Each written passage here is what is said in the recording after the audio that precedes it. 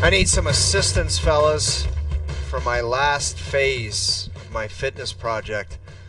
Just been reading up, and people are like, you got to get out of the house. Because if people that lie around, guess what they do? Mm-hmm. They eat. Yeah. Like people that lie on their couch and watch TV, they eat. So it's like, I don't eat my first meal of the day until noon, so I'm done working out at 9:30. I got 3 hours to kill, and I'm starting to do old man stuff. Like I'm wheeling around, mall walking to kill 40 minutes. Like I need to come up, somebody's got to give me some tips on something. Why don't you push your gym back a little bit later? Why do you have to go so early in the morning? Well, dude, I work out with the guy that owns the gym. I can't tell him when he's doing it. Like he has stuff to do. Okay, but you can't, like, if you showed up there at 10 a.m., that would be I an already issue? pushed it back an hour. He wanted to see, it was 7 for the longest time, and I'm like, dude, I can't, like, I don't need to be. Silly. So it went to 8, but at 9:30, it's game over, and it's like, I'm literally running errands. Like, I'm dying for errands to do so I can get out of the house, to not lie around and nibble on snacks. It's tough, man. It's troubling. Maybe you got to get into the whole recovery protocols. Oh, Doug, I'm talking like sauna, cold plunge, You know, do that. Like that's what all the elite guys are doing. Well, you're an elite guy. The cold plunge is a big thing. Like everyday people are trying to get into the cold plunge game. Oh yeah, that don't do anything. And I have conversations with people. Like I'm thinking. I love the guy that just sits and has 9 beers on his couch and has a pizza, but he's got to get the cold plunge. I have to have a cold plunge. Yeah, he's a moose and he's climbing into a tub in his backyard, and it's like, good for you, bud. That's not doing anything for you. I know, man. I love it passes those guys. the time. It passes the time. It does. But those guys are the best. Oh, I had to get this. It's a game changer for me. Oh, really? Are you doing anything different in your life? No, but I cold plunge.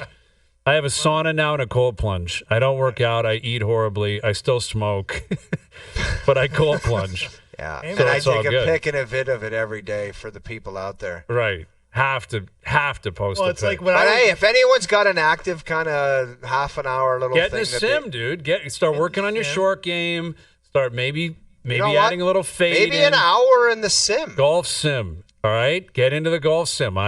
That's what I'm saying, man. You got to get into the sim. You start operating that way. Start working on the game, working on details, working on different shot shaping ideas. I think that's something you could do at least a couple times a week. And then beyond that, I got nothing for you because you don't want to be a mall walker or anything like that. I've noticed that at the rink I'm always out in the weekend with my kids. There's this one guy. He's there. It's like clockwork every single week, and he just walks up and down the rink. And to my knowledge, he has no kids playing there or anything. Oh, that's Really? getting into creepazoid territory. There's a part of me that's kind of eyeing this guy. I'm like, what are you doing here, man? Couldn't you go walk somewhere else? But what's the difference between a rink and a mall? Like, it's packed with people. Yeah. You know, it's like the mall. The mall walking generally is early in the morning when no one's around. If you're doing a mall walking routine at like noon on a Saturday around the holidays, you're just bothering people at that point. Yeah, way too crowded. No, Way I too think it's a crowded. great routine. You just buzz around, you do a figure 8, maybe head upstairs, do a figure 8. It takes 35 minutes, and it's. I think it's great. I talked to Dave Poulin about it a couple of years ago, and he said, I really don't think you should be doing that. Mm-hmm. And I'm like, screw it. I'm going to do it. It's a good way to get out and get after it. It's Why people not? watching too, right? You can really at a mall. Like I was at a mall recently, man. There's some wild stuff going on at a mall. Wild stuff. Because it's incredibly busy this time of year, and it's only going to get busier I and love the husband busier. that sleeps out in the chair area. the 70-year-old guy that's like, you can go do whatever you want. I'm sleeping out in the middle of the mall. With a million people around, and he has no remorse. He couldn't care less. Like he is sawing off Zeds and sleeping right in the middle of the mall. I saw that guy. I saw that guy over the weekend, and I nodded in approval. I did. I saw that guy. Best Bets brought to you by FanDuel later this afternoon or later this hour. I wonder what the FanDuel odds are on Mike McCarthy remaining the head coach of the Dallas Cowboys. See if you can look that up, Doogie. If McCarthy's going to last another year as the head coach of the Cowboys. And Jerry Jones was doing his weekly hit on a radio station down in Dallas, and he was asked about how likely it is that McCarthy would return as the head coach next year. You guys want to hear this clip? Go ahead. Here it is. That's not crazy. Listen, Mike McCarthy is an outstanding coach. I was listening to the game last night, watching it, and Aikman was talking about it, and he's reiterated that several times publicly. This Super Bowl winning coach. Mike McCarthy has been there, done that. He's got great ideas. So bottom line is that in no place in my body language or anything else have you seen indications about what we're going to be doing relative to this staff at the end of this year. All right. Crazy so stuff, man. Doors open.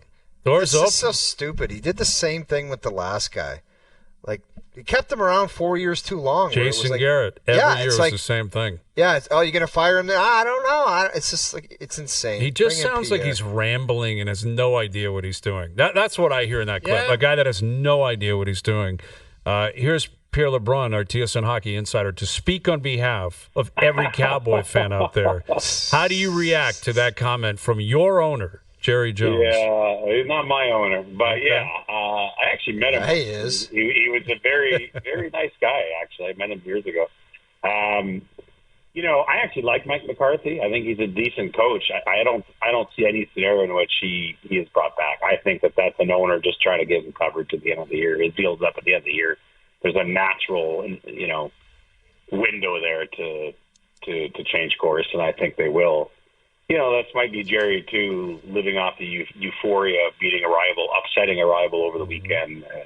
But the reality is you're not making the playoffs with Cooper Rush. I don't care what the schedule looks like. And there will be a coaching change. And I said this before, and I'll say it again. My dark horse candidate is Sean McVay. I really hope that something happens in L.A. with the Rams and he's available because I think he's a bright young mind. That sounds like me and Sid. Like, you want Sean McVay. Oh, my God. Hang on a sec. Pierre, I got to ask you something, buddy, because you can put this to bed right now.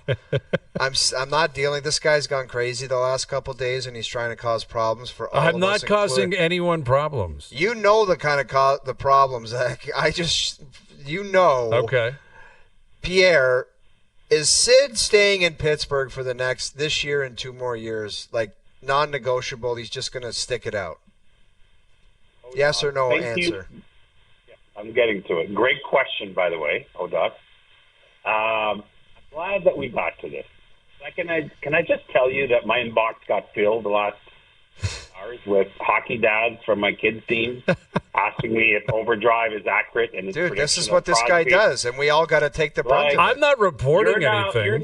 You guys are now affecting my life with this nonsense. Okay. And now I got to come on here. I warned you not to do crack cocaine before the show, right? I have warned you. You have warned me that, yes. Okay. No, listen. It's a situation. All kidding aside, we all hate what we're seeing play out in Pittsburgh. I mean, Sidney Crosby deserves better. And I do check in on that situation once in a while. And I actually happen to check in on it today, not because of I don't know. Theoretical. Subliminal Hayesisms. I mean, listen, you're a powerful guy, Hayes. Thank you. I did check in generally on that situation. What I was told point blank by someone with knowledge of the situation is that conversation, Sid hasn't brought that up with anyone around him so far this year. So that's all that needs to happen is Sid. If that were ever to happen, Sid would have to bring up that and say, "I've had enough." He holds all the cards, absolutely. And we know he signed a 2-year extension, and I think I've explained this before for sure, and you guys know this anyway, but. There's no question that one of the reasons why that extension took so long to get done over the course of the summer, right? It was done in September.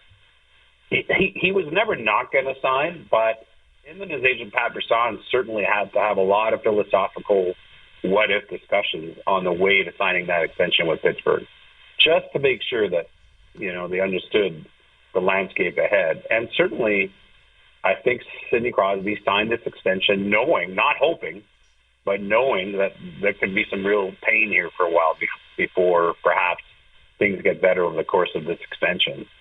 But let's also not rule out that the way the extension was structured, front-loaded, it makes it a lot easier to trade at the end of it. I'm not saying that's going to happen. Not saying that's going to happen. And I will tell you right now, if 87 was on OverDrive right now with us, he would say that's not even in my thoughts. But I still think it was structured for a certain reason. So in case it ends up there.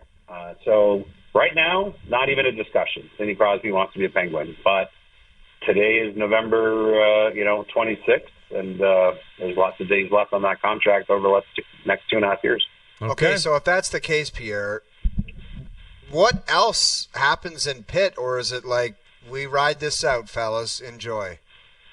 They're going to keep trying to get younger. I mean, they haven't. Kyle Dubas doesn't come out and announce a rebuild, but his moves now are what they are. He traded away pending UFA a veteran Lars Eller a couple of weeks ago. He picked up Tomasino, a young guy, this week from Nashville.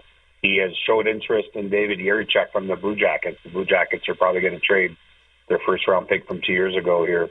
Why? In the coming days or weeks. It's a situation where Jiricek's camp, led by Alan Walsh, and everyone's on the same page, but it just feels like he's fallen out of favor there, and that Walsh is trying to get him a change of scenery, and I think that the Blue Jackets are certainly talking to teams to see if they can get value. My point is that's another example of Pittsburgh looking into that, among many other teams, of course.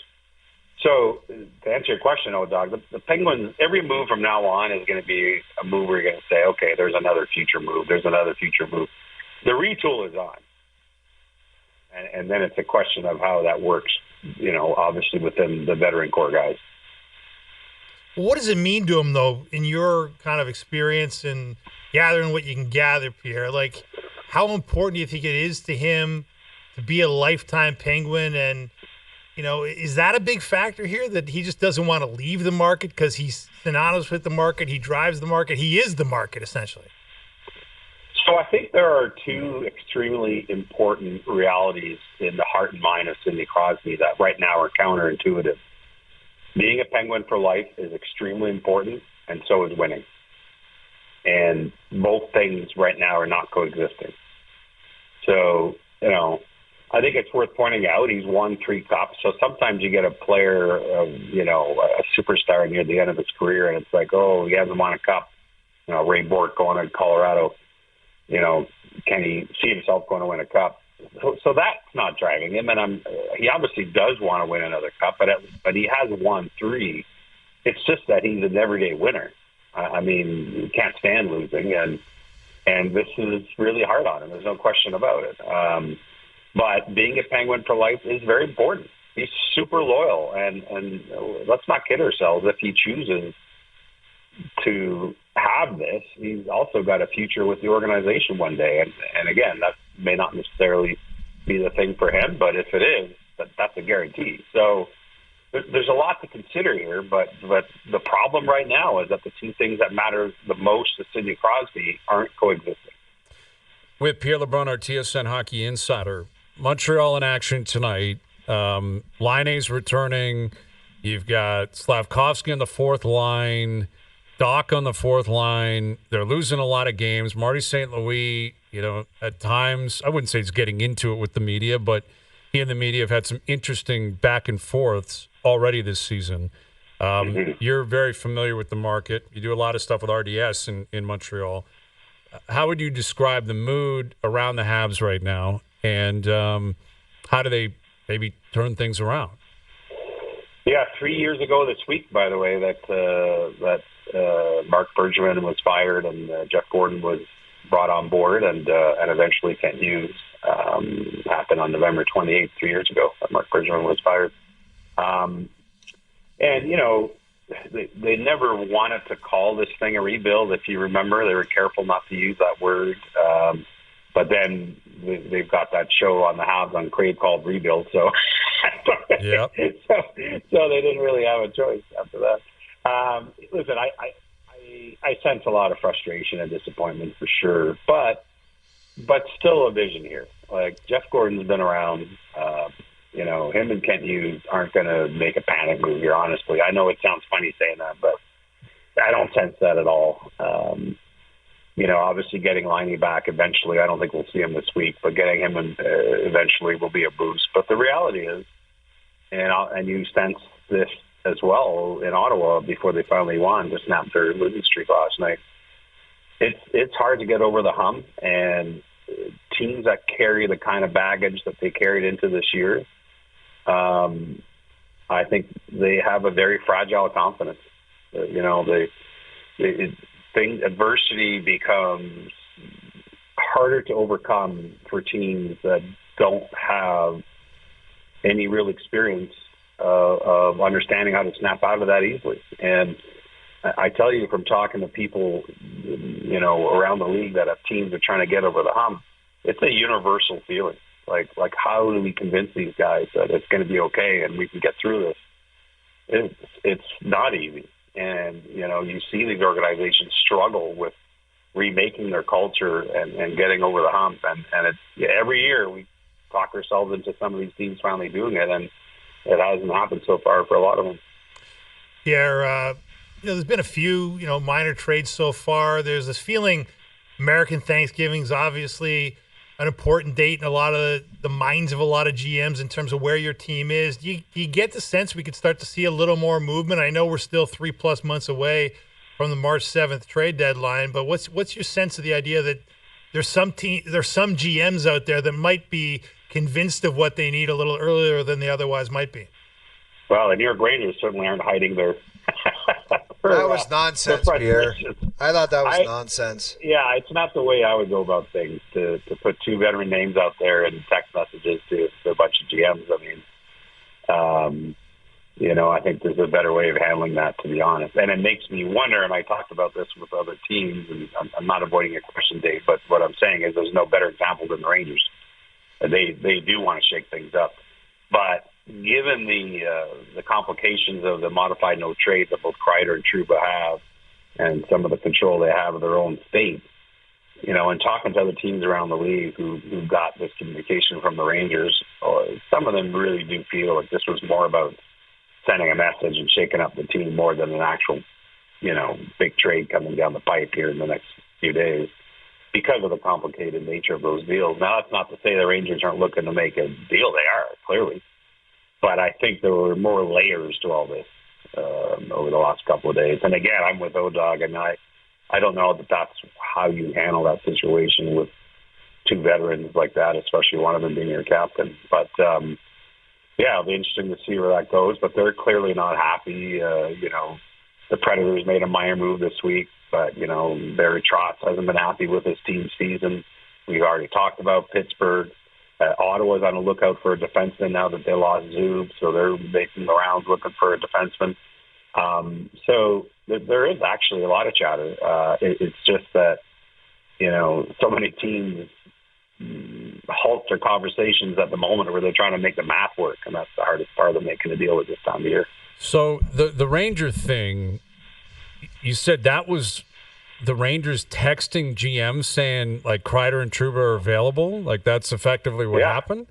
Yeah, so the way it was described to me by a couple of different teams is that Chris Drury, the GM, first communicated to a bunch of Western teams that those guys were available, and then, communicated to other teams in the East. Like, I know some people have reported that it all went out in one full blast with 31 GMs, but I actually believe it came in stages.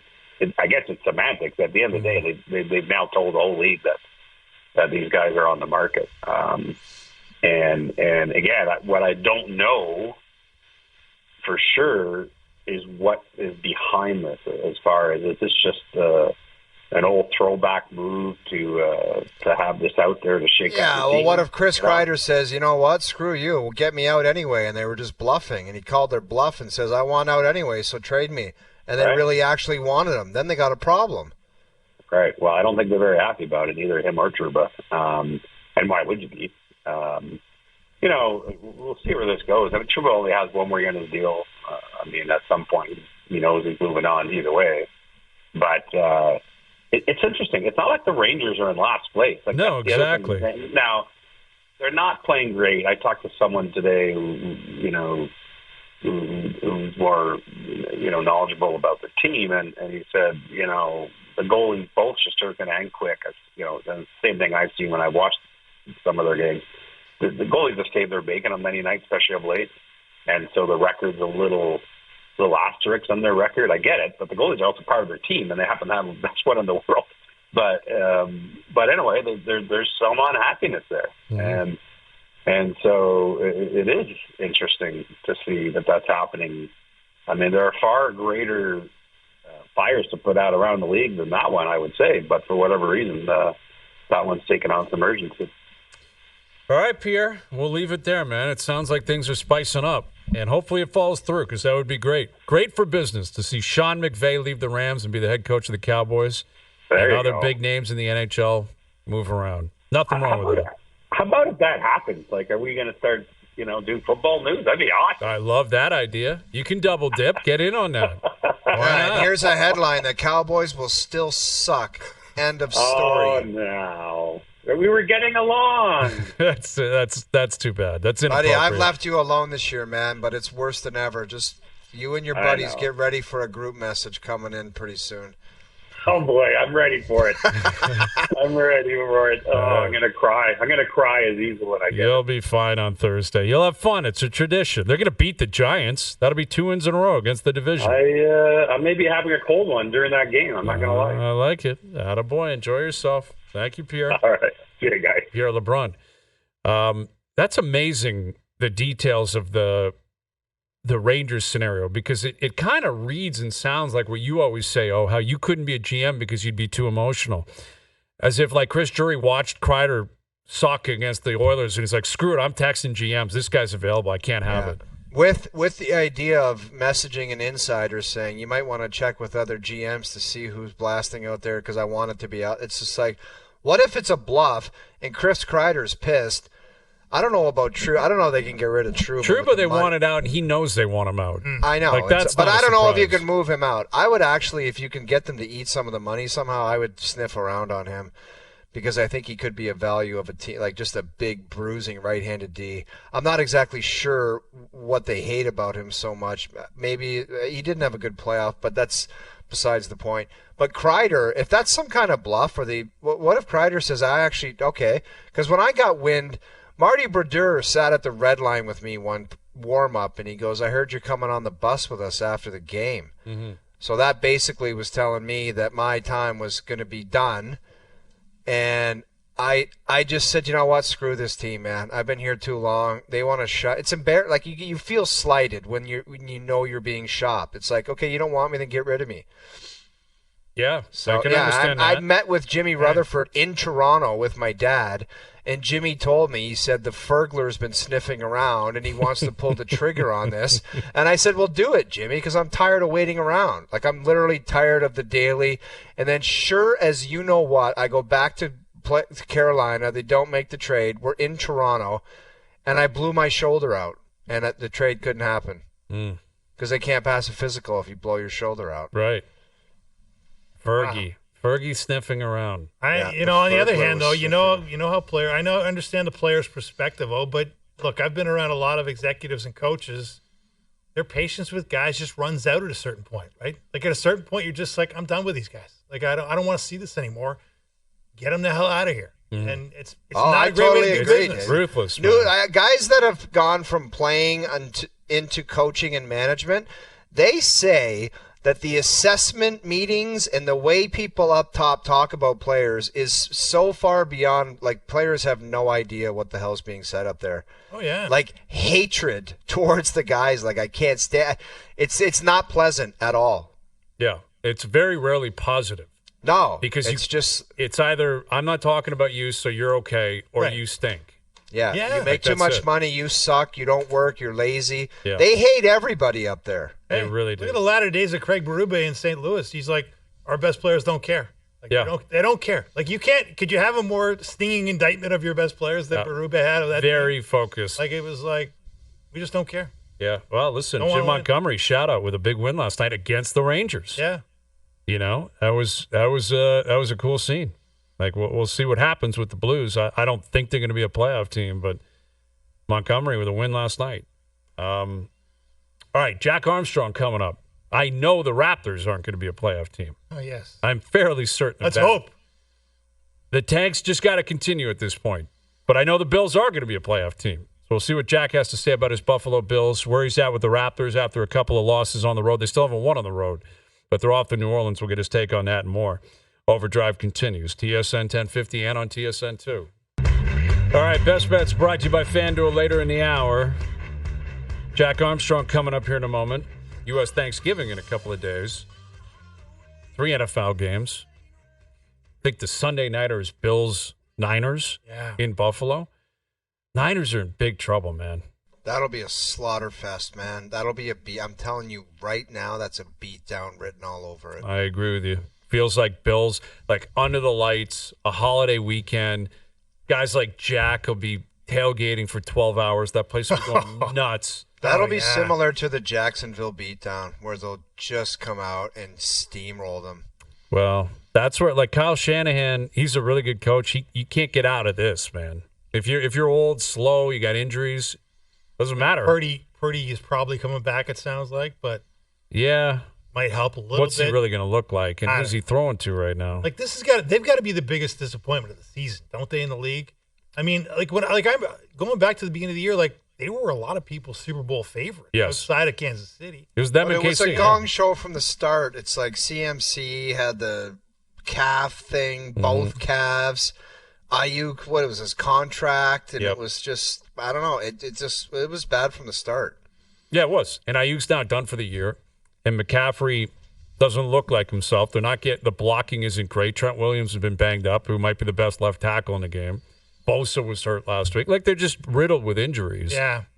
But if you're the Bills, bring it, man. Like, with or without Purdy, I haven't looked at the spread. I would assume the Bills are, I think it's 7-ish. I was going to say 6.5. Yeah. That's with Purdy. If Purdy's out, that's getting up to 8.5. Probably. And I think I'd still take Buffalo. I don't know who's going to have that game, Hayes and Bro or Milli Vanilli, but we'll see. At this point, Hayes and Bro's in a very good position, Feschuk, as you know. What a comeback. What a comeback. We were down 9 at one point. We're now plus 3. 12-point swing in like 4 or 5 weeks. Incredible. It is incredible, actually. Yeah. I was really worried about you guys. Thank you. I was worried. It was deserved. I was worried about his brother's future in this business. I was too at one point. Bills minus 6.5. I like Buffalo, man. I'll lay the points with or without Purdy. Here's Jack Armstrong. Jack, are you going to be on the road on Sunday, or will you be there Sunday night? Actually, my middle son is coming home from New York City, and he wants to bring his friends. So I was going to go with him and 2 of his friends, and now one of his other friends wants to go. So I might get boxed out. I have 14. No, But Jack, you know what? You know what? It might. I'm being an adult here because there's supposed to be a lake effect snow on Sunday in Orchard Park. Why they put a football stadium in a snow belt, to me, makes absolutely no sense. I've been to all 5 home games so far, and I was planning on going, but when I saw the weather forecast, and then my son has another friend who's dying to go to the game, it might be one of those things I might get together with all the fellas and enjoy some beverages and watch in the comfort of somebody's living room. So we'll see. Okay. We'll see. I'm not sure yet. Game time decision. It might happen. I might be there. I might not. I'm not sure, but I'll be definitely watching the game. As you should be. Yeah, listen, man. I saw someone writing about it the other day because they're building the new stadium, and it's an outdoor stadium, obviously. And is that going to be in, like, the snow belt down there, too? Is that the plan? Yeah, it's right next door. Okay, so there you go. It's literally right next door. It will be a grass field, and it'll be like Green Bay. It'll be a heated grass field.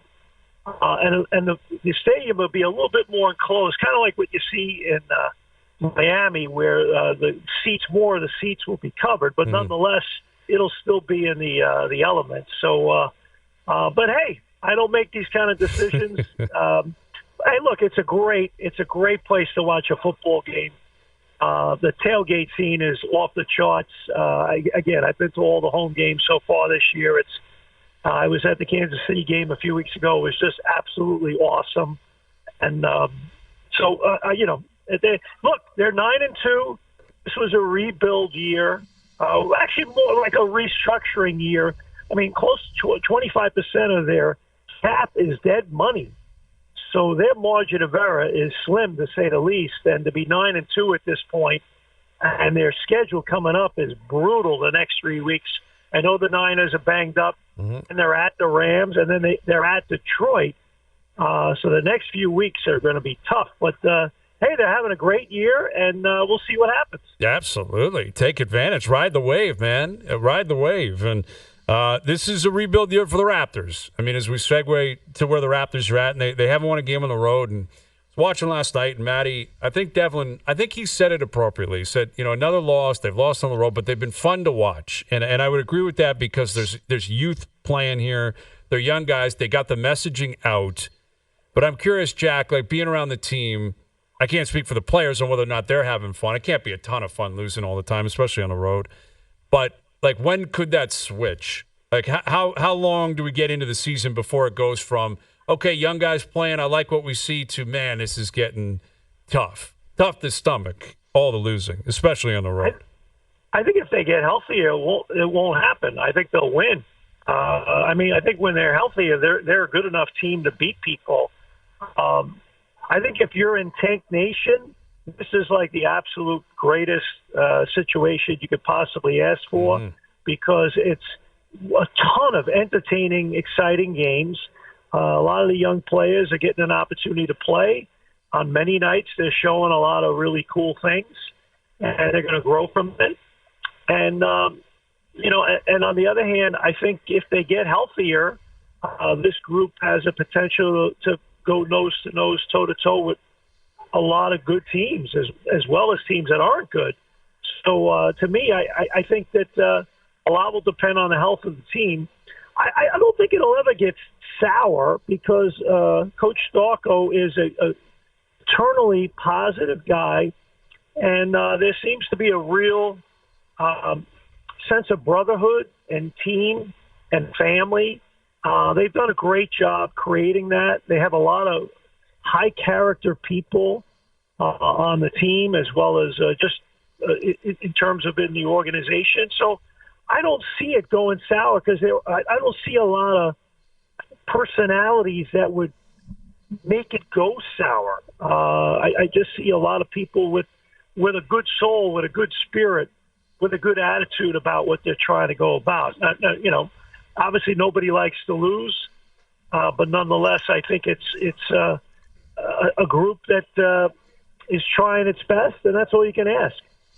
Jack, you just mentioned Darko. What's the most important thing for him to do with players like Grady Dick and Scotty as far as their development, knowing that there's a bunch of losing going on? Like, how can there be two things going on at once?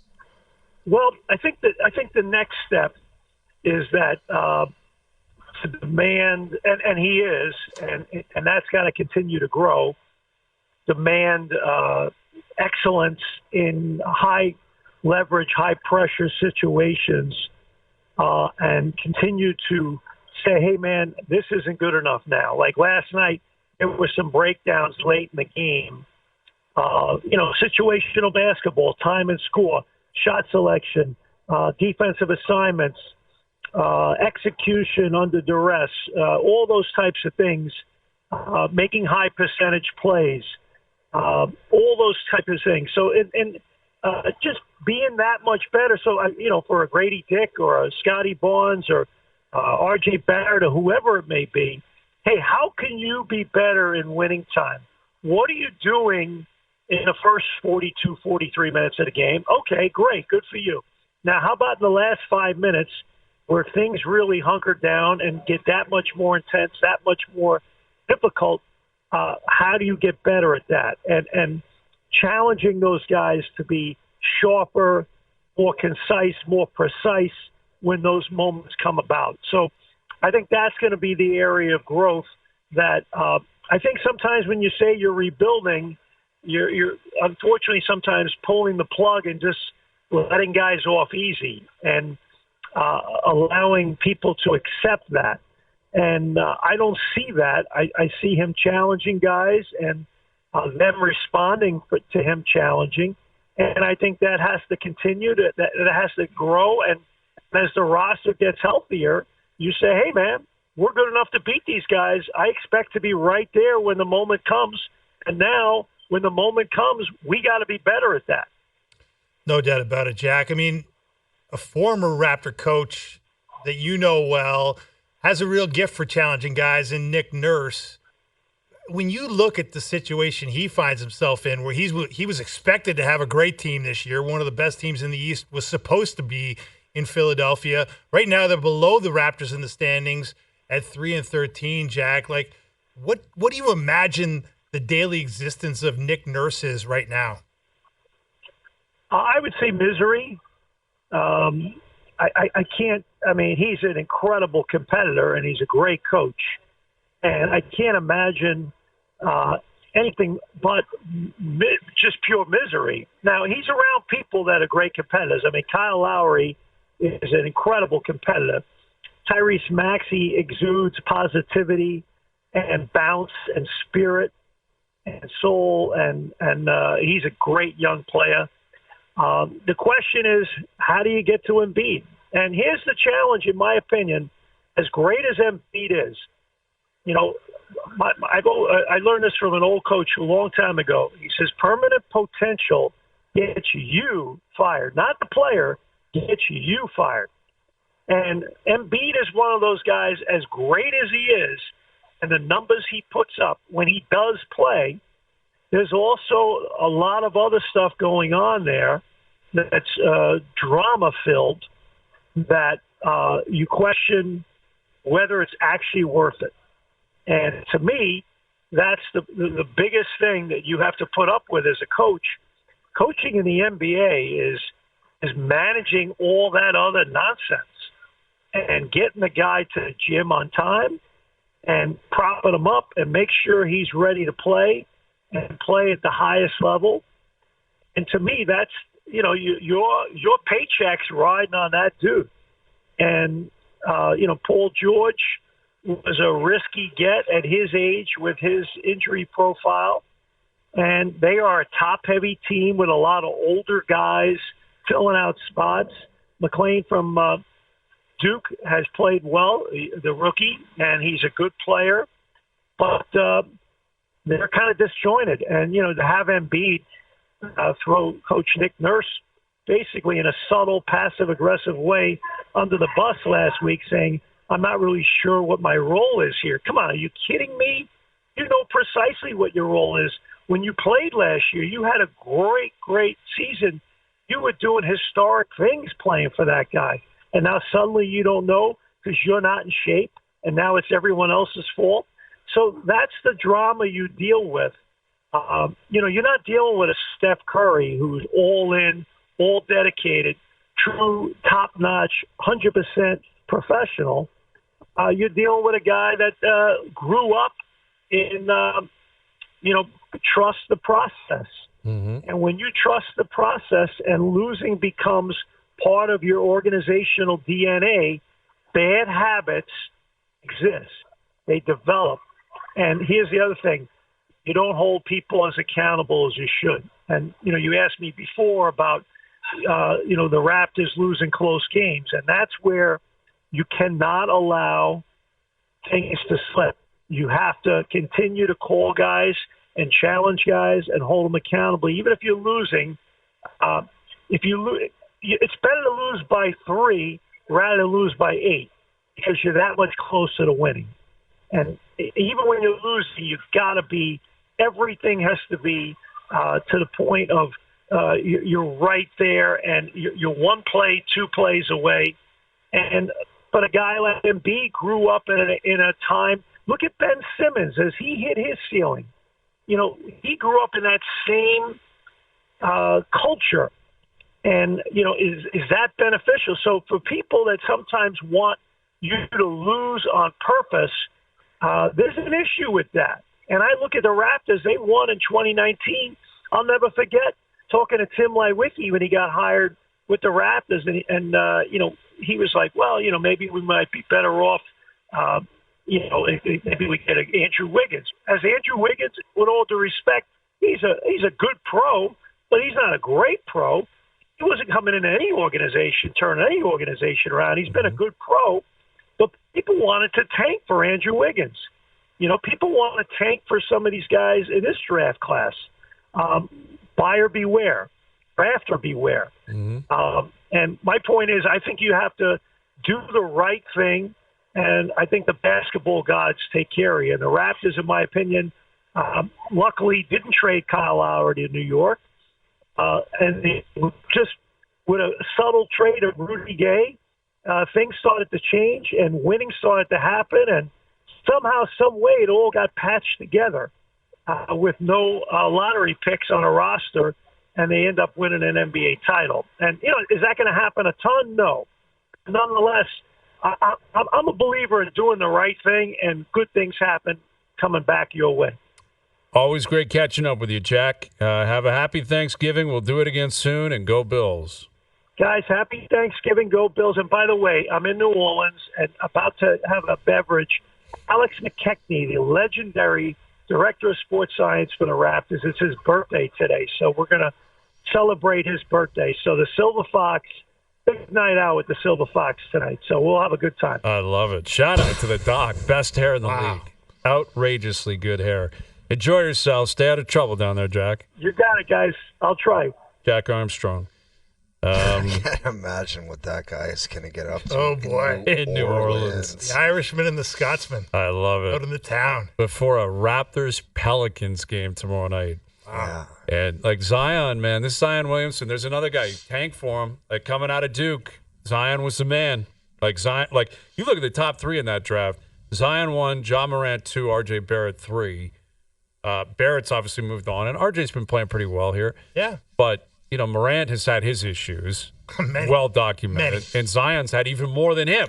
Not legal, but he's had some real issues off the court. He has been one of the more disappointing, high first overall picks, sensations, quotations, the next one guys. I thought that guy was going to be just a monster, and the injuries. Should have known when the guy's shoe blew up at Duke that there was going to be problems. Yeah, that might have been a precursor to exactly. what's coming. Because I think he's in bust territory. I think based on hype. Oh, yeah. No, I understand. But he gets on the floor, he's awesome. But he's still a bust, Feschuk. Yeah. He would have to put 2 or 3 years together of 0 injuries for that thing to get turned around. Oh, totally agree. But, he still is a very effective player if he can stay healthy. But it's the biggest if on the planet because it's just never going to be fulfilled. And I think we're that was Greg Oden. Same thing. Oden bust. First Oden had more hype than Zion, I would say, or real close to it. Oden they had to change the way Zion walked. Apparently, when I was going through a document, they were that we have to change the way you walk. That's where this guy's injuries are at, man. Come on. It's not good. Well, and he hasn't done himself any favors either. He's not in shape. No. He hasn't been in shape throughout his career for the most part. That doesn't help. Stuff off the. Yeah, he ran into some trouble off he the needs court. To do some mall walking too. Yeah, he's it's too bad because the guy he's got $1 million smile. He can jump out of the gym. Big personality. That was a market that needed him down in New Orleans, and it just didn't happen. It still hasn't happened. They're still one of the worst teams in the league. They're still hoping. He's still young. Yeah, I know. And they paid him he's made money. It's difficult. It's different than Embiid because with Embiid, some of it's injury, but some of it, to Jack's point, is habits. He don't want to play. He doesn't any habits, and he doesn't want to do it. And this is a perfect in the moment conversation because the NBA, more than any other league, is about rankings and legacy. Way more. It has taken those conversations and gone to the extreme more than any other league. Jordan and LeBron. Is this guy a top 5? Is this guy a top 10? And I'll bet you 30 years from now, people look back and say, man, look at Embiid's per game stats. This guy's one of the greats ever. Why isn't he ranked higher? Because you've got to live it to really, really know. 100%. And when if you've been living it and witnessing the Embiid era, this guy's not a guy you can rely on. What I don't understand, guys, before we go to break, I don't understand. Sometimes as an athlete, you just have moments. Doesn't he sit back and think, I'm making $60 million this year. How come I'm not doing the thing that I'm doing to get paid? Mm-hmm. Does he never get, frustrated and say, this is enough? I got to go get on. This is what I get paid to do. What is his mindset? Just give me the 60, you owe it to me? Well, and I'll do whatever I want? That's crazy stuff. Now it sounds like petulance towards the team paying him 60. You're screwing me over. You're getting like $60 million. Go crazy. out there and bust your ass every night. I don't get it. All right, best bets coming up. Overdrive continues. TSN 1050 and on TSN 2. All right, today's best bets are powered by FanDuel. Make your picks and assemble a same-game parlay on the FanDuel Sportsbook app. 2 hockey games tonight. Sabres Wild. I'm on the Sabres. I took them out of my list. They can't win the Cup. They've been winning. They've been playing better. Minnesota played last night. The Wild have been great. I'm on the Sabres tonight. Okay. And St. Louis won last night in New York. They're playing the Devils tonight. Blues I don't on think the you got the right puck games, line. pal. I don't think they play tonight. Well, maybe I'm looking at the games tomorrow. There's 2 games in the NHL tonight. I'm looking at the games tomorrow. You're right. All right, forget it. This is for tomorrow's. You got to bet against the Habs. I'm on. I don't know Utah if you wanted tonight. me to do that. No, I'm or glad not. you did because I was scrolling through and I'm looking at it. You're right. Those are tomorrow's games. There's 2 games in the NHL. Screw it. I'm following through tomorrow night. So it's not a back-to-back, but I'm still on Buffalo. Okay. I'm going to buy on that. Forget Minnesota not playing last night. I'm still doing it. Same thing with St. Louis. They'll have a day off in New York, Montgomery. I'm not changing. I'm going to stick with this. St. Louis puck line, Buffalo money line, parlay paying plus 241. Jump on it tonight before the odds get worse tomorrow. That's how you wrap it up. That's how we do business That's how now. you roll. We're one day ahead. I We're love it. one day I love it. ahead. He's moving lines Line now. moving. Yeah. We're moving lines. Best bets powered by FanDuel. Live same-game parlays are now available for every NHL game on the FanDuel Sportsbook app. Please play responsibly, 18+, physically located in Ontario. Yeah, you got Habs, Utah tonight, and you've got Boston, Vancouver tonight. Those are your 2 games in the NHL. So we'll see. Boston, Vancouver's got history, obviously, from the Cup final, and Oh, yeah. not a lot of carryovers, but Marchand's still playing. Yeah. So we'll see. Don't forget Thursday, 1-hour docuseries, worst trades ever. Yes, I've got it, man. It's exercising demons, so it never happens again. Thankful it's a part of the past, and thankful it won't be a part of the future. I look forward to that. All right, Dave, good seeing you. Great to be Thanks here. for doing this. Thanks to everyone behind the scenes for helping out. We appreciate it. Everyone for tuning in today. TV, radio, podcast, web, we appreciate that. We're out of here. Enjoy your evenings. Enjoy the games tonight. We're back tomorrow at 4 p.m.? We'll chat then.